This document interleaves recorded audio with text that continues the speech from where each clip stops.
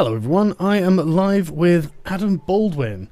You may know him as the random person who created the Gamergate hashtag, or you might know him from various famous Hollywood movies like Predator 2, Independence Day, The Patriot, or you might know him from Firefly, and incidentally, YouTube actually notes you as a TV actor. I am live with which I thought was, Baldwin. Rather doesn't really do you justice, does it?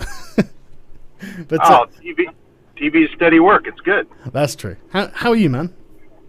I'm good. Like I said, I was just driving back from lunch with Daniel Vavra. He's here for E3, so I had a nice chat with him, and he's developing a game that he's here promoting, and we had a great time. Awesome. And I'm a big fan of his work. I'm really looking forward to is it Kingdom Come Deliverance, isn't it? So, yes. Yeah, I've seen a few trailers, and oh my god, it looks cool. So yeah, I'm looking forward to that. But right, so yeah, should we talk about Gamergate? Sure, why not? Let's get it out of the way. Yeah, exactly. I figured, everyone's going to want to know about it. So okay, so back in August, you coined the Gamergate hashtag. What were you thinking at the time? Like, what was going on, and what did you think was going to happen? I don't recall how Internet Aristocrats video even came through my Twitter feed, but there it was, and I click randomly on things as they come through, depending on if I'm watching my feed or not. Mm-hmm. And there it was. So I watched his little video, and I found Internet Aristocrats' voice hilarious and engaging, and the scandal that he had uncovered of corruption. I just thought, oh well, this is funny. This is provocative. Let's just tag this Gamergate, a la Watergate, and see where it goes. Yeah, a lot of people were like, well, it's nothing like the Watergate scandal. So yeah, we know the gate suffix is just to represent a scandal. Come on. That's all. Yeah. That's all. But and also the irony of it being just a tweet, and it for one little tweet to blow up into this ongoing saga is I find hilarious. It's incredible, isn't it? Yeah, people get so caught up in these. You may know him in their.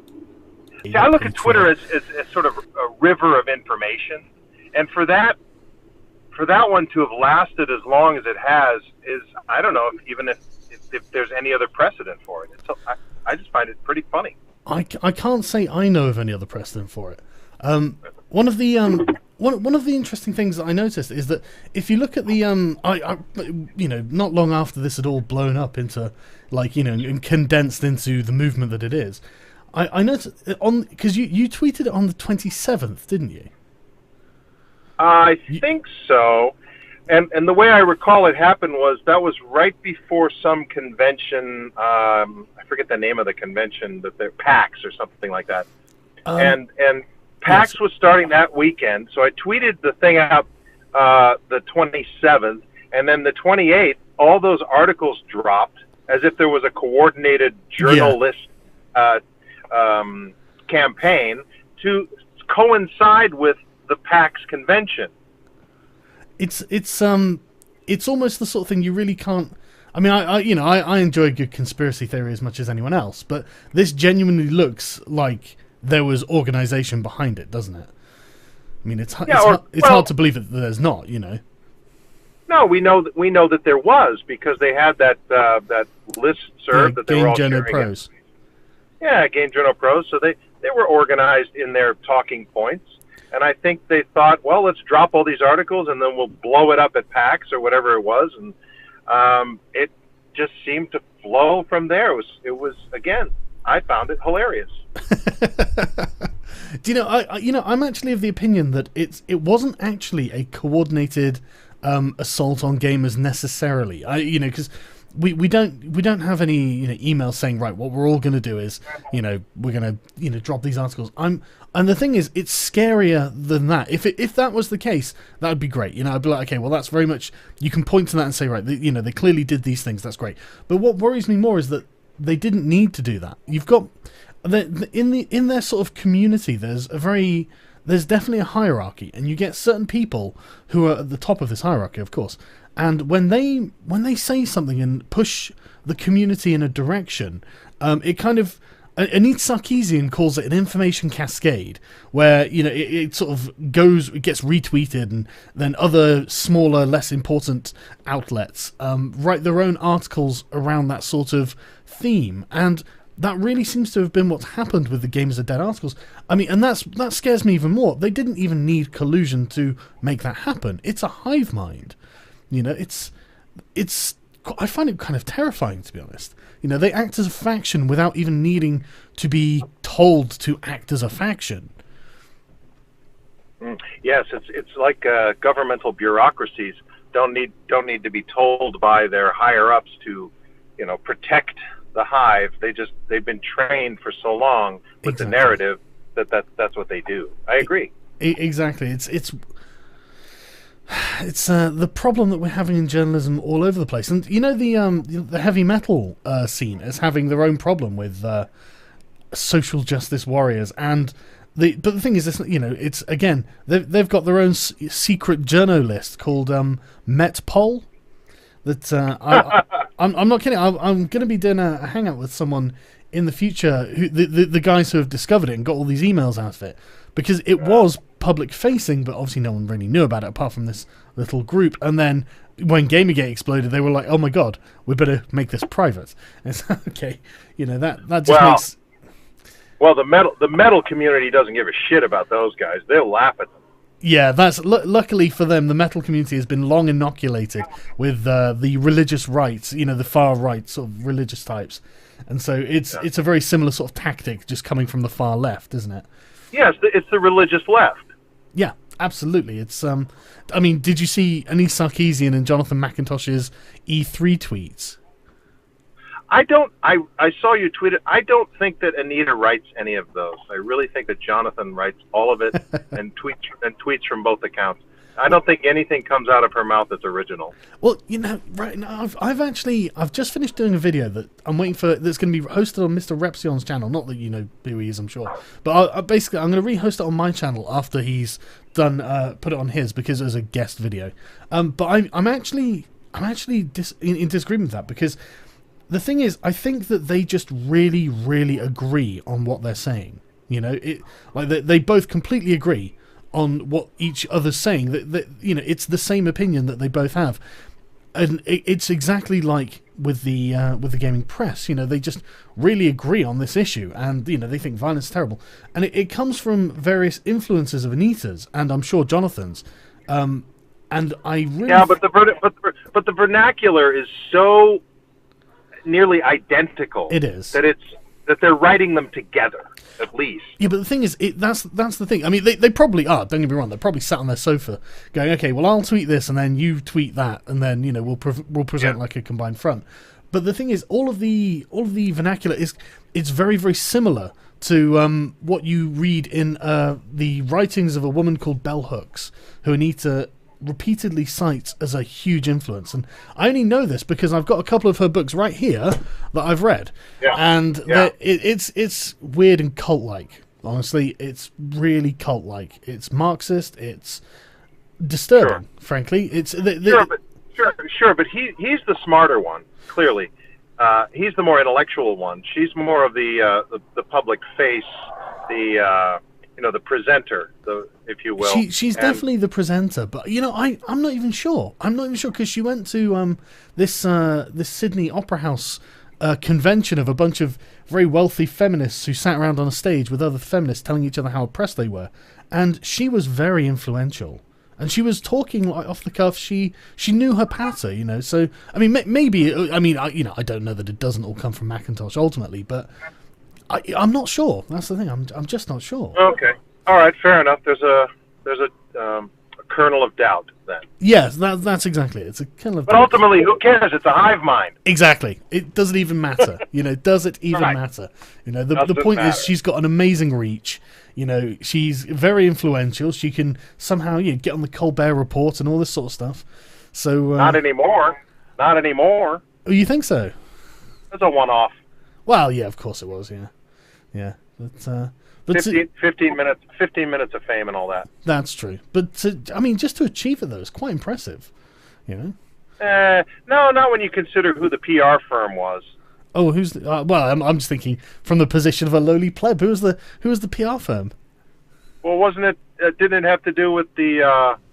Again, they're hive-minded, but wasn't it that Silver String Media? Oh yeah, thingy? She is an advisor to Silver String Media. Her and Macintosh are both advisors to them. Yeah, so it wouldn't surprise me if they did somehow organize that. Yeah, I mean, PR firms can pull off a coup like that once in a while, but they're not going to be able to get. Certainly not going to be able to get on the. Well, Colbert's not on the show anymore. They're not going to get on the Tonight Show. They're not going to be invited back on MSNBC. It was a one-off campaign, and they're done. Well, I really hope so. You know, I hope they've kind of blown their load a bit early. Yeah. But, it seems that way to me. Well, that's good to know. I mean, the only thing I'm worried about is that. Well, no, I'm worried, but you know, the thing that I speculate about is, it seems that they have a kind of cycle. You know, they do this, and then because if you look at what Anita's been doing every couple of years, she'll suddenly death threats will come in and stuff like this, and everyone's like, okay, well that's awful, but then she'll get a huge glut of donations, and then a year later she'll get another death threat, and so I mean I'm quite cynical. Yeah, the law of diminishing returns there. There is, but the community is quite the community she operates in does seem very dedicated to her. So great, fine. It's a free country. Hey, yeah, I agree. I completely agree. But I also agree with Ben Shapiro. Do you know who he is? I sure do. Yeah, he gave a talk a while ago saying, and he made a point of where are the libertarians right and where are they wrong, and I think I completely agreed with what he said. They're right in their principles, which is absolutely true, but they're wrong in the idea that they can have a détente with the opposition. And I agree. I don't think there is any... I don't think that they will ever rest. So... Oh, no, of course not. I think David Horowitz, he said that for them, there is only the struggle. There is only the revolution. Yeah. And they will continue to fight it. They're not going to go away. They're like termites. Yeah, I mean that's their job. They that's what they do. Yeah. Okay. So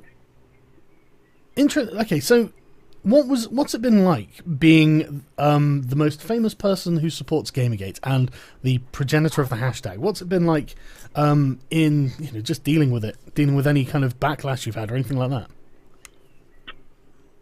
I've been able to step back and look at it objectively over time, and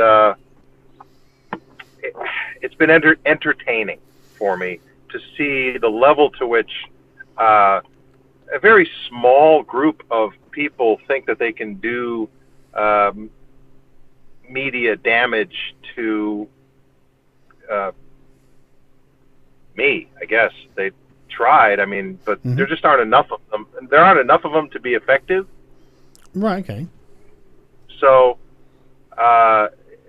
they've tried it with other people too. They try it all the time. They try it pretty much every week. And I was just another one in sort of the line of, we have to attack this person this week or that person that week.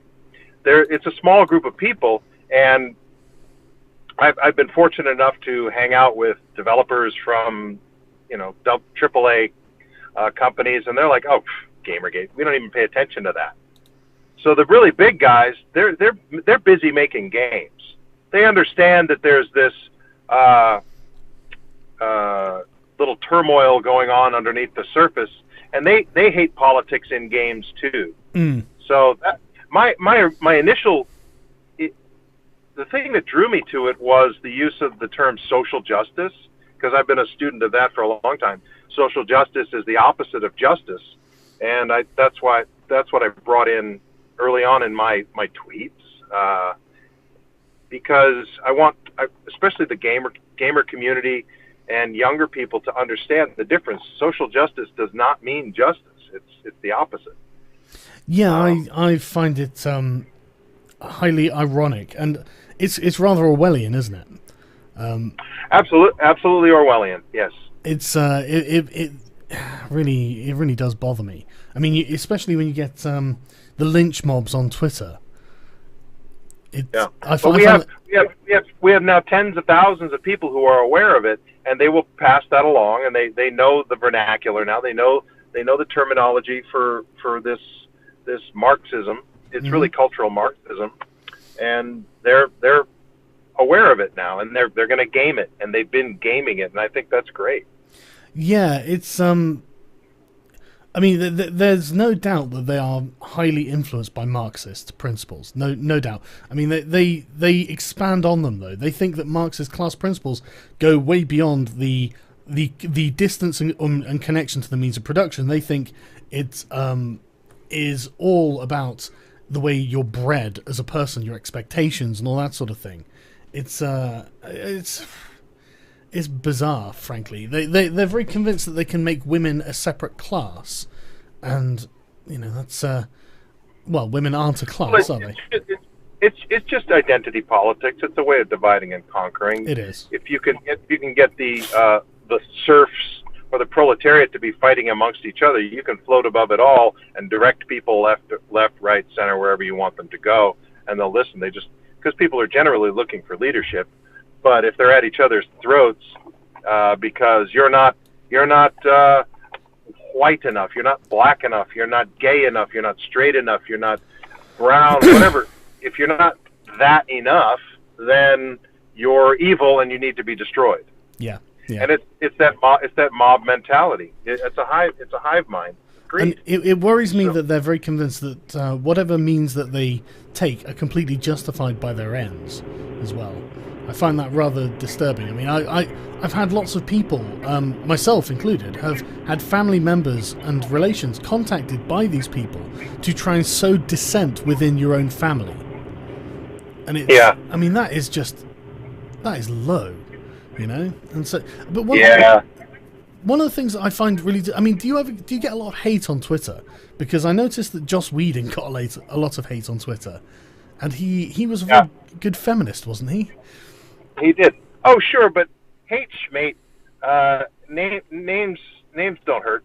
I've been dealing with that for a decade or more, so it doesn't bother me. If someone's calling me a name, it means they don't have an argument, and I just laugh at them and move on, block them or whatever.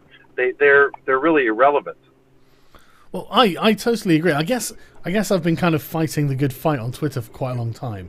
And one of the things that they always stress is, people are sending me nasty words on the Twitter, and it's like, oh yeah, that's awful. But I guess I'm like hoisting them with their own petard, because if you look at some of the things that they were saying to Joss Whedon, I mean, it looks like he was the victim of a hate mob on Twitter. So and then coincidentally shutting down his Twitter at the same time, it kind of doesn't paint them in a good light. And I agree, it's just words. Well, there was a time early on when I did see, I mean, there were literally thousands of tweets coming my way, but the way they were phrased, the words that they were using, it just seemed like they were bot generated. Right. So they're able to do this algorithm where 10 people can make themselves look like 5,000 people. It's really a small group of people. It's not this gigantic hate mob that's throwing your way. It's 10 people using their bots and their algorithms to create new accounts that send this flood at you for a day or two, and then it goes away.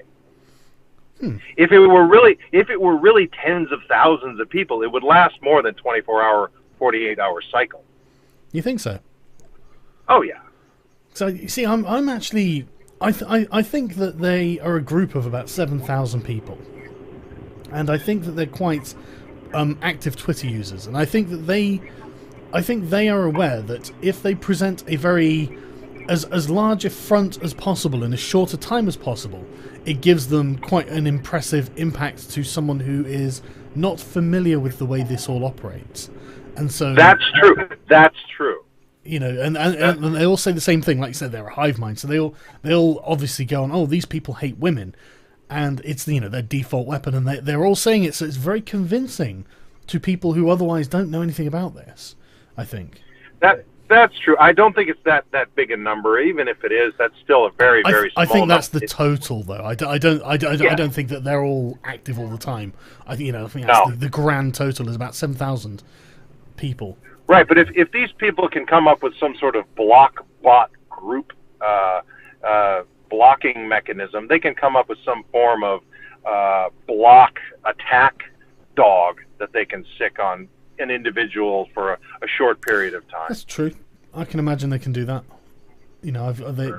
I've got no doubt they've got the skills to do that. In fact, so the key is when you are a victim of the, as I like to call it, Twitter Inquisition, just laugh at them, ignore them, and poke them right back in the eye, verbally, of course, or on Twitter, and just move on. Never apologize to them, because once you apologize, you see what happens. Yeah. Nothing is good enough, is it? There's simply nothing that's good enough. And again, this is the sort of thing I think Joss Whedon learned, and it really breaks my heart to see it, because I'm a huge fan of Joss Whedon's work. I really am, and cause I'm a disgusting lefty myself, but there's I'm just so sickened. I'm sickened with the progressives. That's what it is. It's not the sort of left-leaning classical liberal types. It's the extreme. What does that mean? What does that mean? What does that mean? You're a disgusting leftist. What does that even mean? I was being sarcastic, really. Define your term. Define your terms. Well, if you speak to people who are more sort of right-leaning, they do what I do with feminism and mark all leftists in the same camp. Ben Shapiro is quite guilty of doing this. I like Ben Shapiro a lot, but he always does this. No. I'm asking you about you. How are you a disgusting leftist?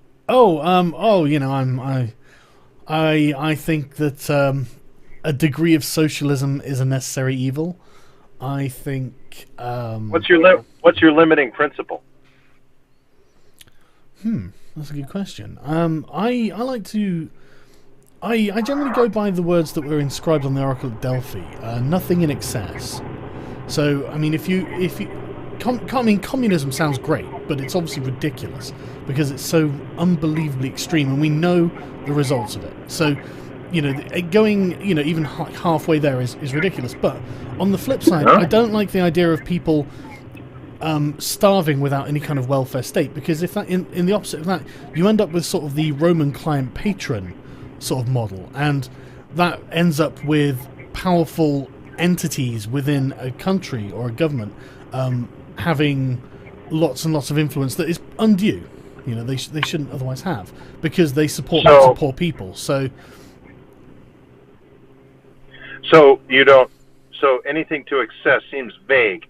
The founders had a limiting principle of individual sovereignty and private charity, and a limited federal government, and that everything would be taken care of within the states, within and among the states. So I think my difficulty in talking with my leftist friends, including you, is, how much is too much? Give us a number. Say a rich guy, a middle class guy, a poor guy. How much is fair for that person to pay percentage-wise of their income? 50%, 10%, how much? What's fair? That's a good question. I'm not even sure I have a direct answer for you, to be honest. I think then you're not a disgusting lefty. You're just a confused lefty. I'm not confused. I like to think that I'm not dogmatic rather than confused. There's I definitely think there should be a welfare state, because I think that ultimately it's about the kind of society you want to live in. If you want to live in a society where it's rather more sort of each man for himself, then you're going to end up with a society it's rather anti-Christian. But you're excluding the middle. There's a middle ground. Well, that's where I'd like to find myself, is the middle ground. So the middle ground would ask, what's fair? I say somewhere between 10 and 20% is something we could agree on. I would say so. I imagine that it should be a sliding scale depending on how much you earn. Well, why? If you make $1 million, 20% is 200 grand. If you make 10 grand, 20% is only 2 grand. That's true, but conversely, $2,000 for someone who's not earning very much money is a lot of money, whereas $20,000 for someone who's a millionaire isn't very much money. Well, wouldn't it? No, $200,000 is a lot of money for a guy who only makes $1 million. That's a lot of money. Not really. You still got $800,000 left, and you can do a hell of a lot with $800,000. But if I've got $18,000 left, there's a lot less I can do, and we're paying the same percentage. But who owns the money? This is where we get into the libertarian argument of, is it right for governments to tax, isn't it? Well, no. I mean, you can tax, but where's the limit? 10, 20, 50%? Where's your number? Well, I just gave you my number. You give me yours. What's fair? In the UK, I think it goes up to about 50%. I'm not necessarily opposed to that. I mean, to be honest with you, I'm not. I come from the lower classes, and I've never had a lot of money, so I'm not very sympathetic to the extremely wealthy, because I've lived as the extremely poor. So, it's... Sure, but that's politics of envy, and we don't like that. It is. But what about? And that's feelings, and you're anti-feelings. No. It's not feelings. No. What I mean is, it's about understanding how people cope when they have very little money, and the poverty trap is a real thing, and it really does put people in a position where they're just struggling to get by. I mean, I really do think that people who are, at a certain degree of wealth and above really don't know what it's like to be on the bottom end of the scale. I really don't think they do. And the thing but let's use the example of, say, Oprah Winfrey. She came from nothing, and she's a billionaire. Mm-hmm. So she knows, and she's. But if the money is just taken from her, then she doesn't have any say where it goes. Private charity is much more effective. But we're getting into the weeds now. I put you on the spot on your own show, and I shouldn't have done that. No, not at all. That's fine. But this is my point, though. It's I'm sorry. I'm just trying to think of how to eloquently express this. There's when you have very little money, you don't really live. All you do is worry from day to day how you're going to pay your rent, and that's not fair. That's not fair. The thing is, there's no reason. Life isn't fair. No. Well, but then that's fine, because then there's no reason for these people not to overthrow the state and implement communism. That's the thing. You are not. There's your excluded middle again. Yeah, but you're not giving them a reason to be invested in your system that you're benefiting from. All they will do is resent the system. All they will do is hate it, because they're at the bottom of it, they're suffering, and there's no way that they, as extremely poor people, are going to get out of that position. And that means that and a lot of these people are born into poverty. They're born into poverty. Their parents are poor. They are poor. The social mobility is on the decrease. It's going down. So you can say, well, this is life. It's not fair. Blah blah blah. But at the end of the day, that's the sort of attitude that ends up with revolutions. So, but do you think it coincidental that poverty is on the increase as government gets larger? Well, I think it's a case of the super rich buying off government to basically conduct a war on the poor. So a smaller government is probably better for the poor. I think that everyone can agree that a smaller government is a good idea. There we go. Don't get me wrong. There's a difference between what I would like and I mean, the United States at the moment has a massive problem with the size of its government, and by God, do not give up your guns. You have honestly, and this is coming from a left-wing, bleeding heart liberal who lives in Britain and doesn't like guns and would never ask for people in this country to have guns. But America, you can't give up your guns because you will descend into the worst tyranny you can imagine. I mean, you are almost in it anyway, so don't give up your guns. No, that's not true. You don't think so? No, God, no. This is just the pendulum swinging a little to the left, and it will swing back. And we have so many material assets that I'm not worried about us. Really, I'm terrified about you guys. No, it's fine. We have plenty of assets. All we have to do is sell some of our land. If we sold off, I don't know, 20% of the federal holdings of land, we'd be flush with cash. So we have plenty of assets to cover I'm not worried about the money, actually. I'm really not worried about the money. I'm more worried about the totalitarian tendencies of your government. I really find it disturbing, and I honestly worry for the United States. I mean, you know your police are being trained in civilian control by the Israelis, don't you? You know some American policemen? I've seen a lot of media regarding American policemen. Have you spoken to any? I have many who are friends of mine. Well, and they say a lot of that is just hooey. Well, I mean, I think that it depends where you are. I think that from what I've been researching, from what I've seen, it seems that the rural police are very much more honest and reliable than the urban ones. The urban ones I find quite disturbing. So yes, and who runs those big urban centers? You tell me, who does?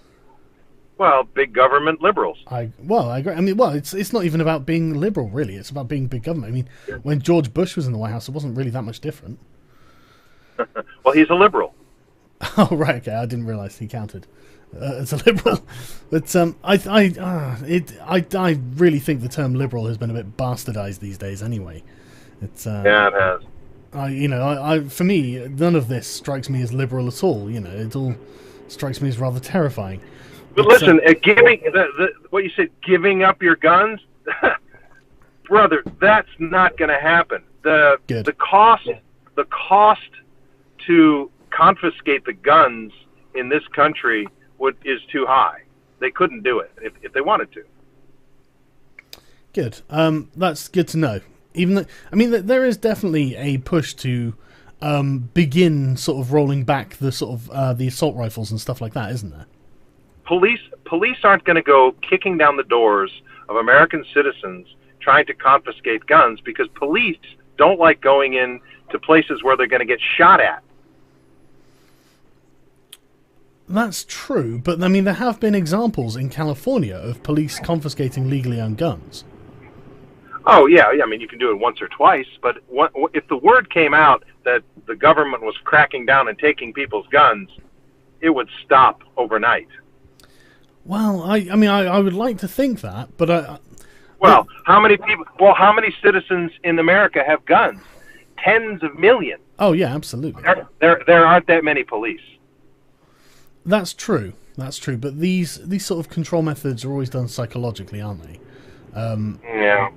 But don't worry about America. America will be fine. Well, the problem is that what happens in America impacts a lot of people around the world, and I do worry. Yeah, I do find the American government a very disturbing entity, I have to say. Yeah, it is. It's too big.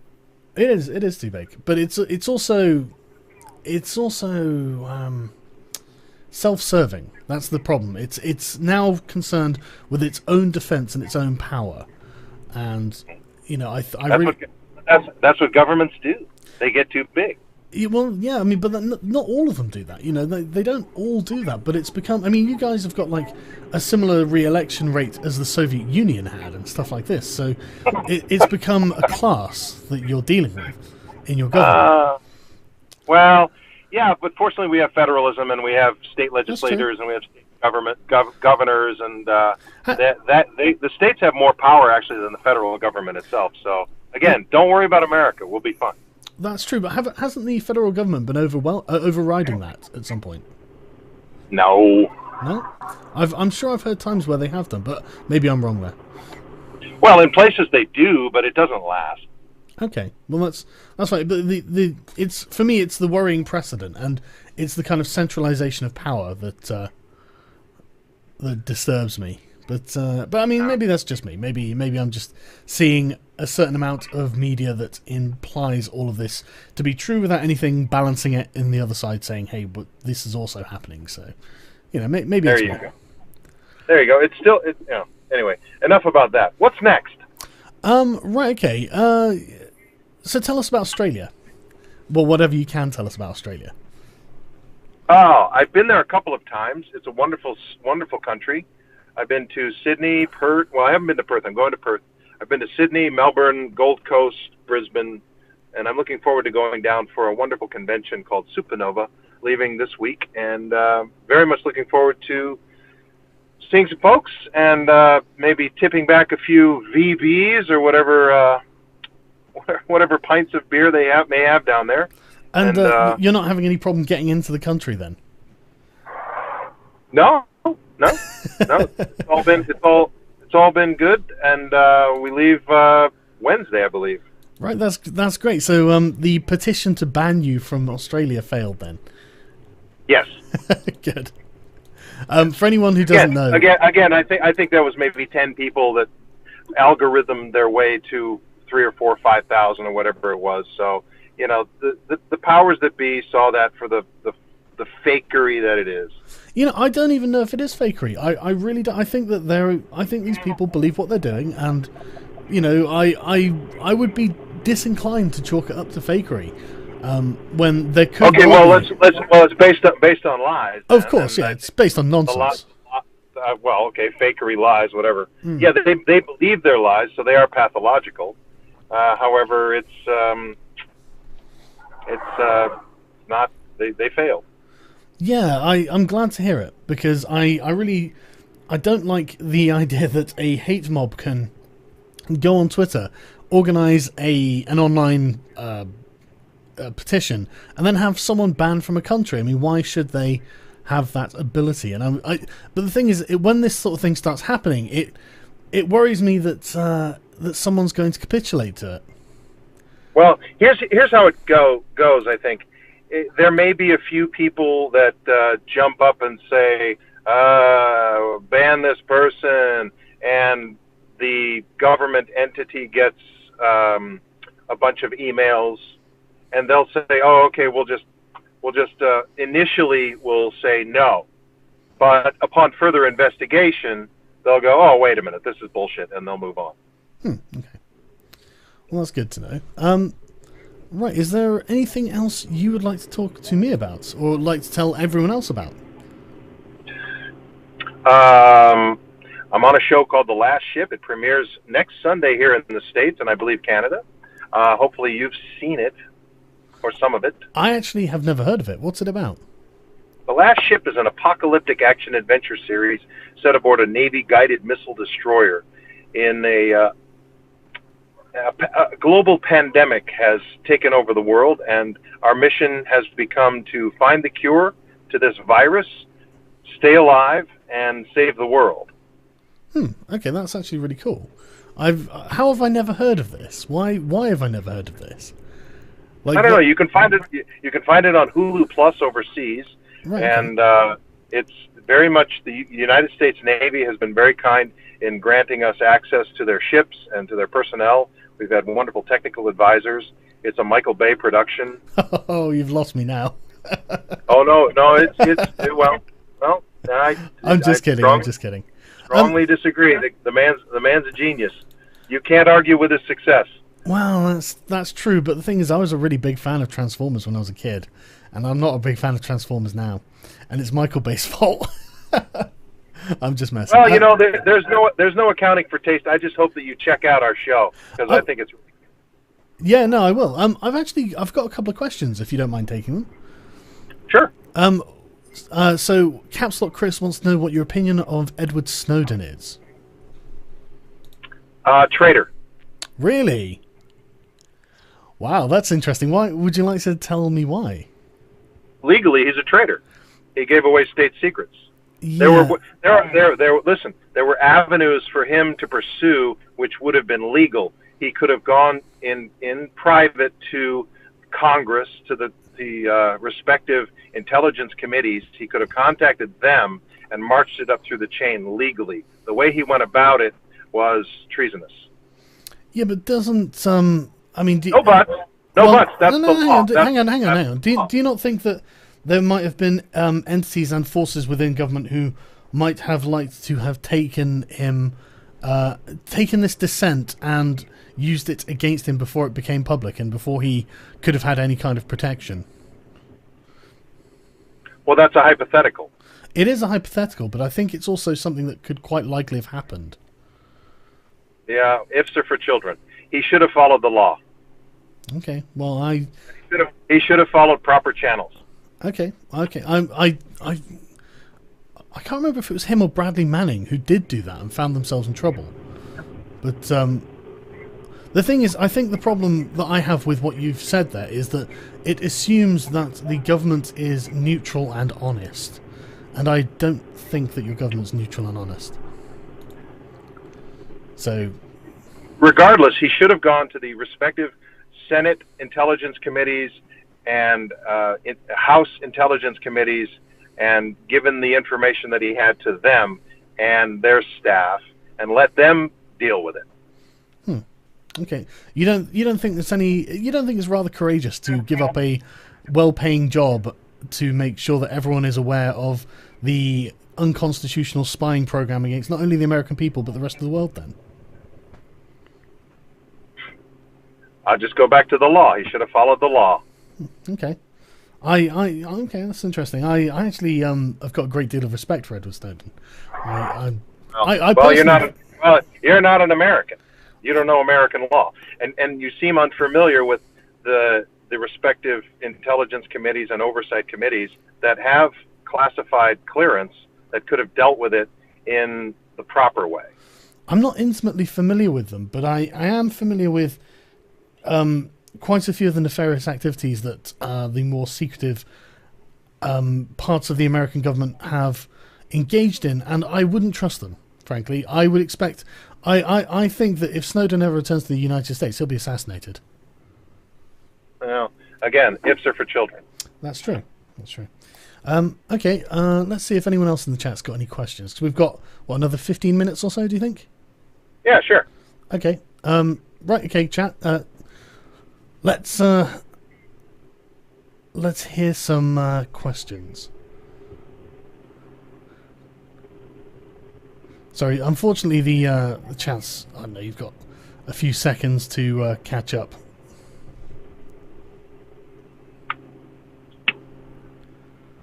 I'm quite enjoying my cigar at this time.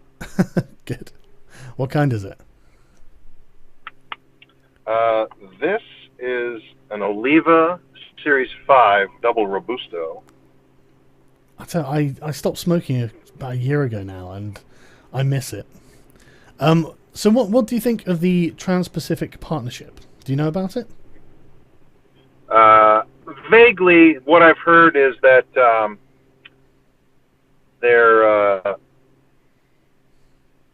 not going to let it go through Congress. Really? What have you heard? Well, they voted a big part of it down in Congress. What day is it today? On Friday, I believe they voted it down. Mm-hmm. So they'll be scrambling to put it back together. I don't see what the rush is anyway. Why not let the lame duck president go out of office and then see if the next administration can put something together?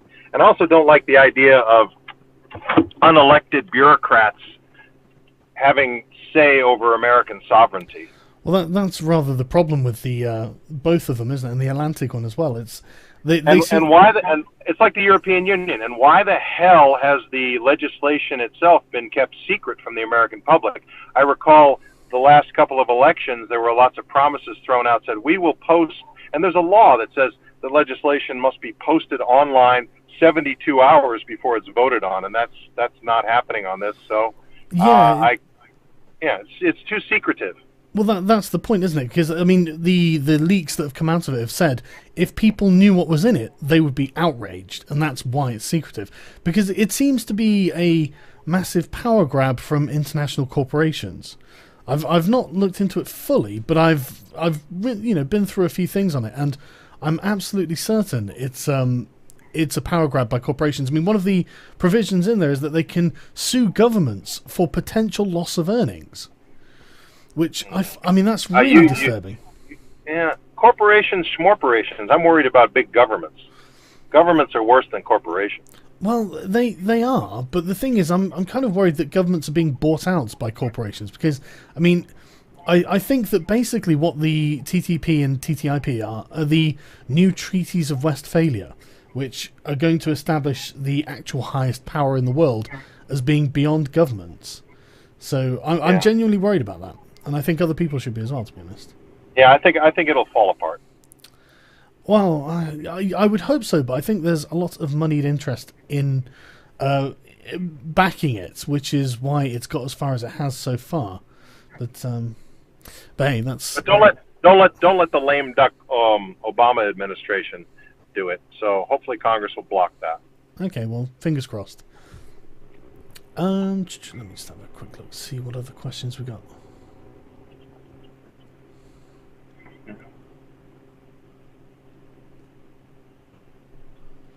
What do you think of piracy? I presume they mean software piracy and not actual high seas piracy. Yeah, it's a big deal. Well, the digital genie's out of the bottle, though. I mean, the music industry obviously is dealing with that, and has been, and will always be. So I'm not sure what the solution is. Obviously, you want to penalize those that you catch doing it, but it's like I said, the digital genie's out of the bottle. Yeah, I agree. And you know, it's interesting that there are studies that show that game piracy increases sales of that game. The more the game is pirated, the more the game sells. It's you know, as if it's some sort of like demo version sort of thing. It's very interesting, but I imagine it's more of a concern for the music industry and the film industry. Yeah, definitely. Yeah, okay. Let me just see what else we've got. I like this. It's a lightning round. Yeah, it is. Yeah. So what's your relationship with Joss Whedon like these days? I love Joss. He's yeah, he's my pal. Okay. Do you speak to him often, or is it? No, he's busy. We're busy. You know, that's the thing. When you work on, it's the nature of the business. Like, we're circus players. We work for a little while together, and then we disband, and we go play with our families, and we go on to other jobs, and our paths cross here and there. I know that he was sort of on the other side of the Gamergate thing, but he's a reasonable guy. He understands the argument, and I think he was genuinely shocked by the way the crocodile turned on him during that I guess it was Macintosh, really, but Macintosh / Sarkeesian, whoever, they and their minions sort of turned on him. And you know, he's a good guy, feminist, well-intentioned man, and I think he was generally shocked by the way they turned on him. Yeah, I would be surprised if it didn't come as a surprise. I mean, do you think it's the reason he shut down his Twitter? I didn't speak to him directly, so I can only presume. Right. Okay. It's coincidental that it happened when it did. Okay. But Twitter in itself is a time suck, procrastination tool, and he's busy. He's got to get writing his next movie, so it's a good reason to, like, all these jerks are coming at me. Let's just shut it down and get back to writing. Yeah. Why not? No, that's fair enough. One of the questions here is, what do you think of Al Sharpton? He's a racist, race-hustling bigot who should not be on television, and it's a shock that he's allowed a platform. What's his connection to Obama? Wasn't he like the leader of his church or something? Well, birds of a feather. It's this Black Liberation Theology church that Reverend Wright ran in Chicago. It's about the whole racial justice, social justice argument that makes a large group of people into victims so that they can exploit that victimhood for their own financial gain. And he's just a hustler. There is a lot of power in victimhood these days. So there is, sadly. Yeah. Yeah, this is one of my primary concerns with feminism. It's amazing how belligerent victims can be.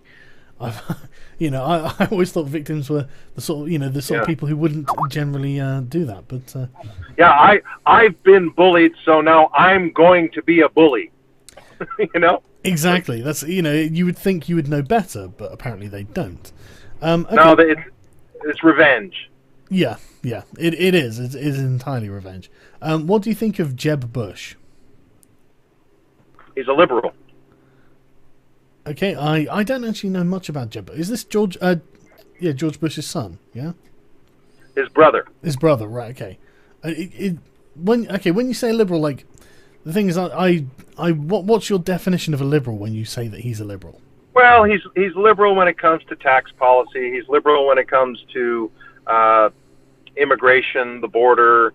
He's liberal when it comes to guns and gun control, and basically that. Right. Okay. Okay. What's your opinion of Muslim immigration? Where? Outside of the Middle East.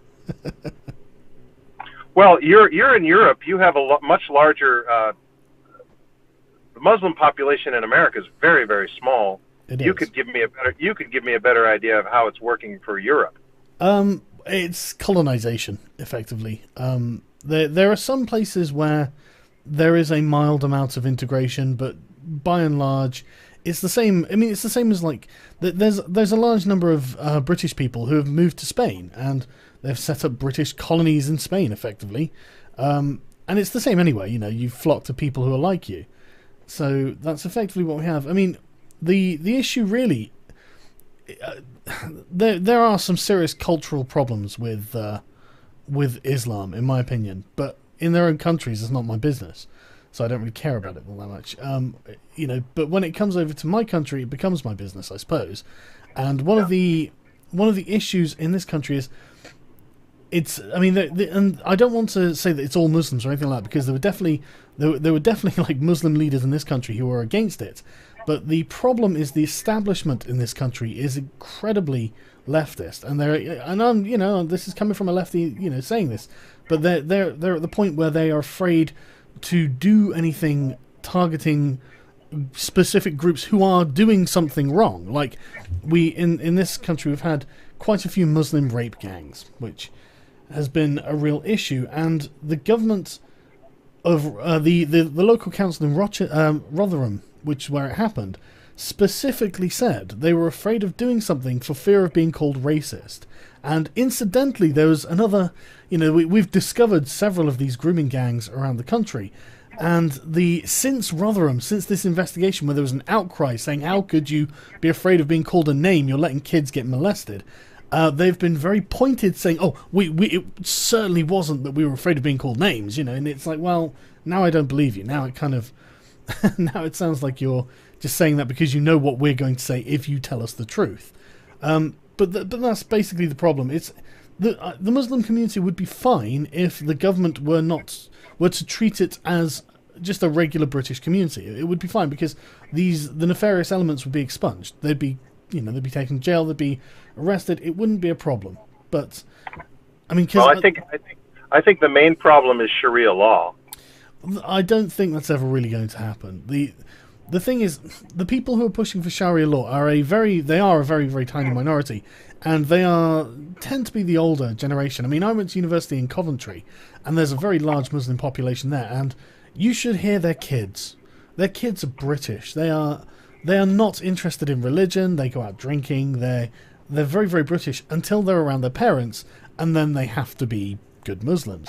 So in, say, 20 or 30 years, when their parents have passed on or are too old to effect any kind of change, I really don't think anyone's going to be agitating for Sharia law. I really don't. Well, that's interesting perspective. I don't have that perspective here because we just don't have the numbers here in America. I was in South Africa a few years ago doing some work, and I had a quote unquote chaperone. He was basically the guy who drove me around to make sure I didn't go anyplace stupid. Because there's some dangerous places you can go in Cape Town. He kept me away from those. Mm-hmm. But he said, and he was a Christian man, East Indian, and he said he was not too fond of the let's just say he was not fond of the Muslims that in his life. Right. And he said, ironically, did you know that alcohol sales go down during Ramadan? And I didn't get it. I didn't. Yeah. See, you find that funny, and I find it funny now. Yeah. I didn't get it at first, and I said, "Well, so?" He said, "Well, they're not supposed to drink. They're not supposed to drink ever." I said, yes." So, I think you're right about the younger generation. Yeah, but in the environment that they're in, the only pressure to be good Muslims comes from their parents, and when they move out and they're not with their parents, they're not good Muslims, and and otherwise they seem like perfectly normal people to me. So I've got no prejudice against them or anything like that. I obviously dislike the ideology, I dislike the religion, I dislike the things that are done in the name of religion, but I dislike the things that are done in the name of practically any religion. So, Yeah. Mm-hmm. Well, I don't like moral equivalency. I haven't seen any Christian knocking down towers using hijacked planes. Yeah, I don't think all cultures are equal. I don't think all religions are equal. Islam is definitely a very different beast to Christianity. If you just look at the situation that it was produced in, you can see why it would be different. It's very imperious. It's designed to be the ruling religion, whereas Christianity was designed to bear a ruling power. So right. They're coming from very different angles, which is why they're so different. So perhaps it's due for a reformation. Without doubt, it's about the sort of time as well that it's due for a reformation. Yeah. That's not my. I can't do that because I'm not Muslim. I don't know. I have no idea how to do that. I just don't want our buildings being, I don't want our people being attacked and where they live, and I don't want people's buildings to be knocked down by hijacked planes. I agree. Have you ever read any books by Chalmers Johnson? No. I would strongly recommend them. He was a military advisor for a number of years and spent pretty much his entire career in the U.S. Army in various conditions. And he's got 3 books, I think it is. One of them is called Blowback, and it's a very good way of explaining why Muslims are attacking America. They don't care about your freedoms, is basically the top and bottom of it. They really don't care about your freedoms. They care about what America does to Muslim countries, and America is guilty of doing things to Muslim countries. So, you mean liberation? If you want to liberate a totalitarian ruled country, the totalitarians aren't going to be happy about it. That's true. That's absolutely true. And America's not an imperial country; it's a liberating country. We liberate countries. I don't necessarily agree with that. I think that's okay. Name me an American colony. Japan. Yeah.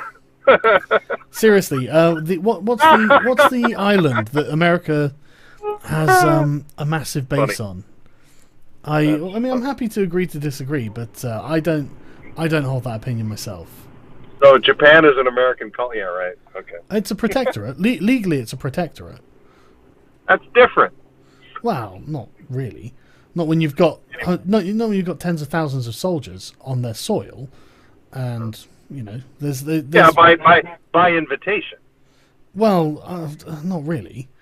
Yes, really. Yes, really. But I think that there's, if a bunch of mobsters turned up at your door with guns, and they said invite us in, you'd say okay, please come in, and they'd say well, you invited us in. It's the nature of power politics. It's not that America is guilty in any way. Everyone does this. It's not any aspersion cast on the American state from my end anyway. I don't think that Okinawa. That's it. Thanks to someone in the chat. Okinawa. There's no. This is the thing. I think I am concerned that people from America feel the need to try and make their country whiter than white. Whereas, in fact, they're just like everyone else. Everyone has done this, so it's not. I have a book recommendation for you. It's by Thomas Sowell. It's called Conquests and Cultures. Yeah, okay. I'll make sure I make a note of that. Check that out. Oh no, I actually will. I'm a big fan of Thomas Sowell. I like hearing him talk. He's a former Marxist. Yeah, exactly. He knows exactly how they work. So, yeah, very. And this thing, a lot of people in the chat are going, well, Britain had lots of protectorates, and it's exactly they did. You know, it's not. I'm not. You know, they had lots of colonies. I'm not trying to cast a moral judgment. I'm just saying that this is the case. You know, and the United States has got 1,000 military bases around the world. You know, by invitation. Well, again, you know, I wonder how much duress is involved there, and then you've got the IMF. You know, the US is very good at economic imperialism, so you know it's but again it's not anything I find particularly negative. It's just the nature of power. You know, anyone with great power would exercise it, and the American model is so much more clever than the European model of imperialism. It's so much smarter. You're kind of being an ingrate here, Sargon. You know, Am I? Without us, you'd be speaking German. Without the Russians, would be speaking German as well. So, you know, it's there's no doubt that America played their part in the war. You know, I'm not. The thing is that none of this is anything that I'm trying to cast aspersions on. You know, it's not. I'm not trying to denigrate the United States by saying it. Next question. Okay. We're running out of time. Oh, we're running out of time. Oh, right. I'll. What? Do you have one, or do you want me to find one? No. One more question, and then I gotta go. Okie doke. Right. Okay. I'll nip to Twitter and see if anyone's got any questions.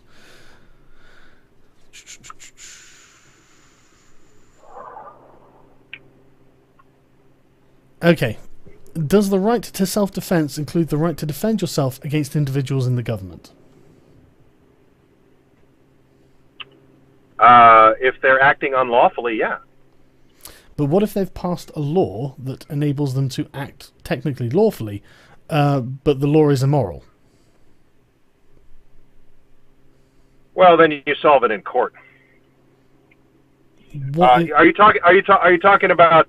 So if a cop comes up on you and you resist arrest, you're talking about resisting arrest? No, let's say that a law's been passed that for whatever reason you fall into a category that you didn't fall into yesterday, which means the US government now has the right to repossess your house or something. Well, that's kind of a radical thing that would take quite a bit of time. There would be plenty of warning before that actually happened. No, I don't see that. I haven't seen any examples of that. I can't think of any off the top of my head either. But the point is, you know, would it be justified to resist if they were targeting you? Well, it depends on what you mean by resist. I mean, are you talking about if a SWAT team comes to your house and is going to storm your house? Well, it wasn't my question, but let's assume that that's what they meant. Well, I would surrender to the SWAT team rather than being overwhelmed by their firepower. If that's what you're asking, then I would solve it in court. Okay. Right. Okay. Well, I think that's. I mean, I don't. That wasn't my question, so I don't really have any further to press on that one. Yeah, I don't know. I don't know the specifics. No, it was a Twitter question, so it was only 140 characters. Right. Okay. Well, thanks very much for joining me. I really appreciate it. It's interesting. I've been monitoring the chat, and it's been rather controversial. there are quite a few people who disagree. Love him or hate him. He's. But the thing is, I'm happy to agree to disagree. You know, I don't mind if people don't agree with me, and I'm hoping that other people do as well, because frankly, that's what bigotry is the inability to tolerate other people's thoughts and opinions. So. Yeah, I'm a big fan of intellectual diversity. I don't believe that there is any other true kind of diversity in human affairs. It's really only about intellectual diversity. It's not about skin color. It's not about height, weight, or anything else. It's ideas. Well, you know, I've disagreed with a lot of the things you've said, and not in an aggressive way, but just, you know, I personally don't agree with those things. But that I completely agree with. I am more than happy to let people have their opinions as long as they're not factually incorrect. Sargon, you're not evil. You're just wrong. I'm happy to be just wrong. All right, brother. All right, take care. See you around. Thanks a lot for coming on, man. I really appreciate it. You too. Take care. Bye. Take care. And thanks everyone for listening. See you all later.